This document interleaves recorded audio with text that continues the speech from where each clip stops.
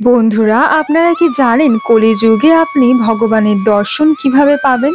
নমস্কার প্রিয় দর্শক বন্ধুরা, কৃষ্ণার্জুন চ্যানেলের পক্ষ থেকে জানাই আপনাদের আন্তরিক স্বাগত। বন্ধুরা, রামায়ণে উল্লেখ রয়েছে, কলিযুগে কেবল নাম আধারা, সুমিত সুমিত নর উতরহি পারা। কলিযুগ কেবল ভগবানের নামেরই আধার। আরো উল্লেখ আছে যে কেবলমাত্র হরির নাম জপই ভগবান প্রাপ্তির একমাত্র উপায়। বন্ধুরা, হরির নাম কখন কিভাবে জপতে হবে সেটি উল্লেখ রয়েছে শাস্ত্রে। এটি 16 শব্দের একটি মন্ত্র, যেটাকে মহামন্ত্রও বলা হয়। এটি হলো হরে কৃষ্ণ কৃষ্ণ কৃষ্ণ হরে হরে, হরে রাম রাম রাম হরে হরে। এই মহামন্ত্রের প্রচার করেছিলেন শ্রী শ্রী চৈতন্য মহাপ্রভু, যিনি ছিলেন স্বয়ং ভগবান শ্রীকৃষ্ণের রূপ, এবং 500 বছর আগে তিনি এসেছিলেন এই পৃথিবীতে। তিনি স্বয়ং নিজে ভগবানের আরাধনা করে মানুষকে বুঝিয়েছিলেন যে কলিযুগে কেমন ভাবে ভগবানের আরাধনা করতে হবে। চৈতন্য মহাপ্রভু এই মন্ত্রটির জপ একমাত্র উপায় বলেছেন।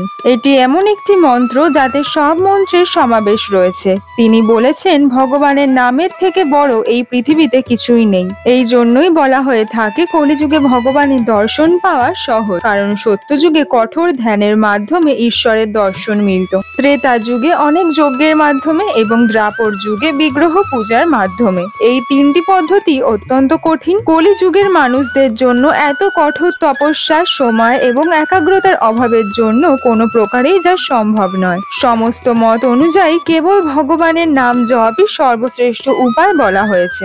নাম জপার সময় কোনো নির্দিষ্ট স্থান, পরিস্থিতি, অবস্থা এবং বিধিবিধানের কোনো বাধা নেই। যে কোনো জায়গায়, যে কোনো পরিস্থিতিতে, যে কোনো সময়ই নাম জপ করা যেতে পারে। বন্ধুরা, এই প্রসঙ্গেই শ্রীমদ্ ভাগবতমে অজামিল নামের একজন ব্রাহ্মণের কাহিনীও রয়েছে, যিনি সত্যযুগে করেছিলেন ঘোর পাপ। বিবাহিত হওয়ার পরেও তিনি থাকতেন বেশ্যার সাথে। সেই বেশ্যার কাছ থেকে অজামিল একজন পুত্র সন্তান লাভ করেছিলেন, যার নাম রাখা হয়েছিল নারায়ণ। মৃত্যুর সময় যখন তিনি তার পুত্রকে ডাকছিলেন, তখন স্বয়ং নারায়ণ প্রকট হয়েছিলেন।